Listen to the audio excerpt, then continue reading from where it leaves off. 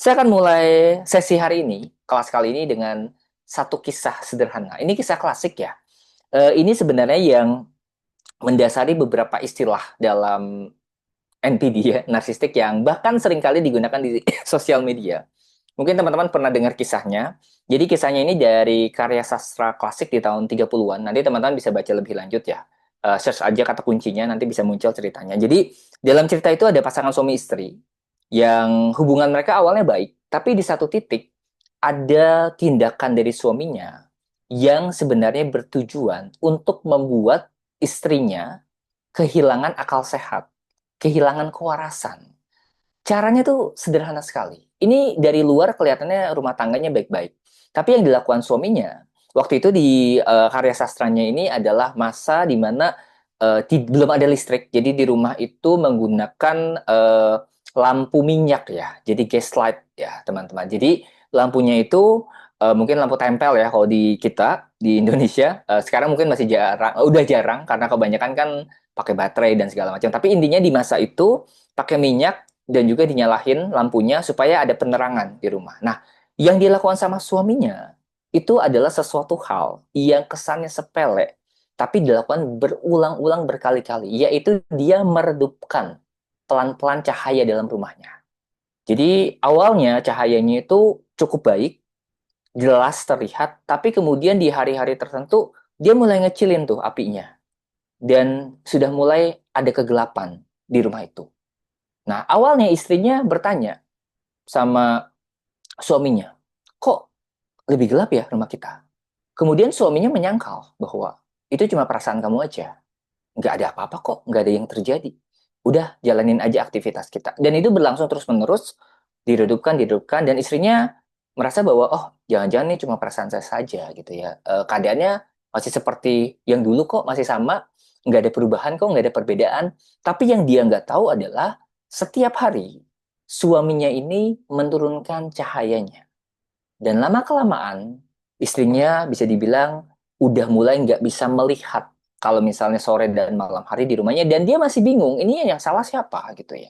Apakah memang cahayanya berkurang atau gimana? Tapi setiap kali dia nanya suaminya, enggak kok, nggak ada apa-apa. Nggak ada masalah, itu cuma perasaan kamu aja.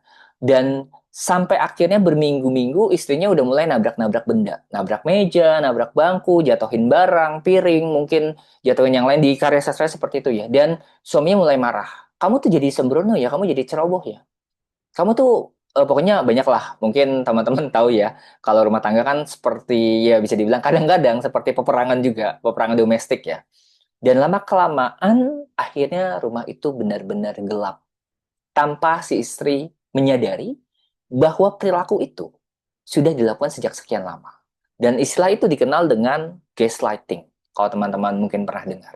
Jadi gaslighting adalah manipulasi psikologis di mana seseorang membuat pasangan atau orang lain bahkan mempertanyakan, meragukan, bahkan mempersalahkan diri. Nggak ada yang salah kok, ini salah kamu, ini cuma perasaan kamu. Ini cuma dari kamu aja. Dan gaslighting ini tanpa sadar itu menurunkan nilai seseorang, self-worth-nya, keberhargaan dirinya. Makanya ada beberapa orang yang jadi minder, jadi merasa nggak berdaya ketika kamu punya orang dekat dengan kecenderungan manipulatif. Dan gaslighting ini adalah sesuatu hal yang kadang-kadang nggak terduga. Pelan-pelan, tapi itu menggerus diri kamu. Dan pada satu titik bisa buat kita tuh kehilangan diri kita sendiri. Nah mungkin ada beberapa yang mengalami tapi nggak sadar. Tapi kalau misalnya teman-teman ternyata menyadari hal itu bagus. Karena proses untuk recovery-nya juga butuh beberapa ini ya, beberapa kesadaran dan beberapa tindakan nyata. Saya mendapati di banyak sesi, di banyak klien yang cerita tentang paparan manipulasi yang bertahun-tahun, yang akhirnya bahkan membuat seorang tuh jadi lebih rentan. Akhirnya rentan dengan kecemasan, depresi, dan itu adalah bagian dari dampak dari hubungan dengan orang manipulatif. Nah, yang kedua, playing victim. Ini senjata yang biasanya digunakan untuk membuat kita merasa bersalah. Octavia kalau mau nanya nanti kita kasih ruang ya. Buat teman-teman yang lain juga nanti kita akan buatkan sesi, tapi mohon izin untuk 30 menit ini materinya dibuat lancar dulu dan kalau ada pertanyaan dicatat dulu aja. Ya, nanti ada dikasih ruangnya. Oke, balik lagi. Flying victim adalah tindakan di mana kita mulai merasa bersalah, merasa tidak nyaman, dan orang yang memanipulasi itu ada dalam posisi yang paling terluka. Dan manusia adalah makhluk dengan empati yang sangat-sangat tinggi ya, teman-teman. Jadi bisa dibilang ketika kita punya perasaan, kecuali punya gangguan tertentu, ketika kita punya perasaan peduli, awalnya, tapi lama-lama perasaan peduli ini dijadiin senjata. Ya, dijadiin bahkan playing victim ini banyak dilakukan oleh orang tua, sayangnya. Saya banyak mendapati orang tua yang akhirnya menyalahkan anak, melempar kesalahan blame shifting ke anak, seperti ngerasa bahwa ya ini salah kamu. Dan tanpa sadar, anak ini tumbuh dengan rasa bersalah yang besar. Salah satu dampaknya yang paling nyata itu people pleaser. Jadi dia tuh nggak bisa bersuara tentang keyakinan pendapat, dan seperti akhirnya harus nurut orang lain supaya tidak disalahkan. Atau ketika dia pengen buat keputusan, ragu-ragu, takut salah, takut akhirnya menderita, dan rasa bersalah itu nggak enak. Karena rasa bersalah adalah salah satu bentuk emosi dalam diri manusia yang melemahkannya itu dari dalam. Ya, jadi kita ngerasa bersalah lama-lama tuh lemah, lama-lama tuh turun kemampuan kita untuk tadi bicara, untuk yakin, untuk bersuara itu lama-lama turun karena rasa bersalah. Nah, kita sedikit bahas spill tentang trauma bonding. Trauma bonding ini perspektifnya POV-nya korban dirinya ya, korban dari hubungan dengan seorang dengan narsistik. Jadi kenapa saya bahas ini? Karena ini perlu kita kenali sebagai awareness dulu, karena yang saya tahu memang keluar dari hubungan toksik itu tidak mudah. Saya akan angkat satu kasus ya, teman-teman. Jadi ada satu klien, ini yang baru konseling lagi kemarin banget, dan ini salah satu klien saya yang cukup eksis. Jadi saya sudah nanganin dia itu dari 2014, jadi kurang lebih sekitar 2 tahun jalan, 3 tahun, dan ternyata masalahnya tuh sama. Masalahnya tuh kurang lebih itu aja. Jadi di tahun 2024 dia nggak bisa keluar dari hubungan toksik, nggak bisa keluar dari hubungan yang mungkin bermasalah, ada problemnya, dan udah dikasih saran, udah brainstorming, udah banyak diskusi tentang hal-hal yang bisa dibilang akan menguatkan dia. Dan itu clear di beberapa sesi di 2024 ya. Dan ternyata di 2025 balik lagi dengan masalah yang sama.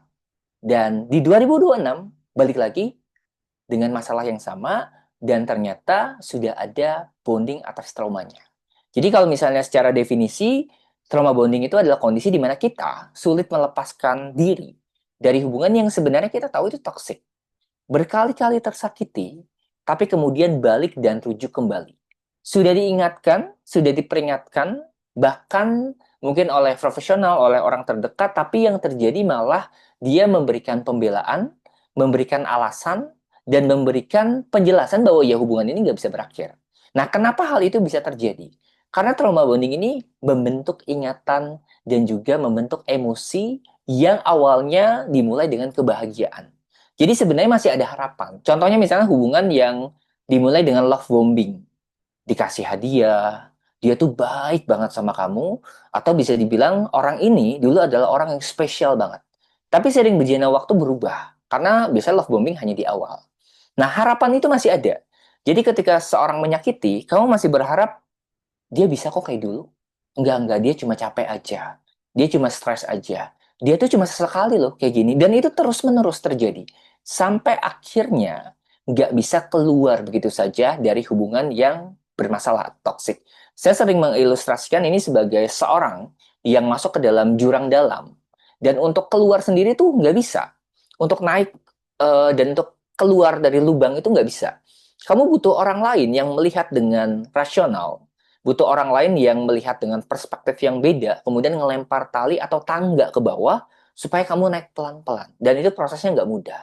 Jadi saya paham banget kalau misalnya teman-teman yang mungkin banyak beralasan kenapa harus stay dalam hubungan yang bermasalah. Contohnya kan yang udah menikah, bertahan walaupun ada KDRT, walaupun diselingkuhi, walaupun banyak hal yang mungkin bisa dibilang jadi alasan kenapa kamu harus pisah dengan pasangan kamu. Saya bukannya pro perceraian, karena perceraian makin naik ya, ataupun pro bertahan dengan hubungan yang penuh kekerasan, itu harus dievaluasi. Intinya gini, kita harus sadar ketika hubungannya ini udah nggak benar.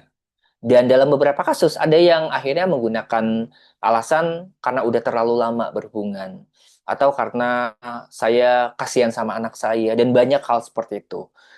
Itu bukan sesuatu hal yang benar salah, tapi sesuatu hal yang memang harus kita obrolin. Jadi, saya biasanya akan mempersiapkan strategi untuk exit plan. Exit ini nggak selalu perceraian, tapi bisa jadi berjarak, bisa jadi kamu memang benar-benar fokus menggeser prioritas ke diri kamu sendiri. Nah, itu tentang trauma bonding.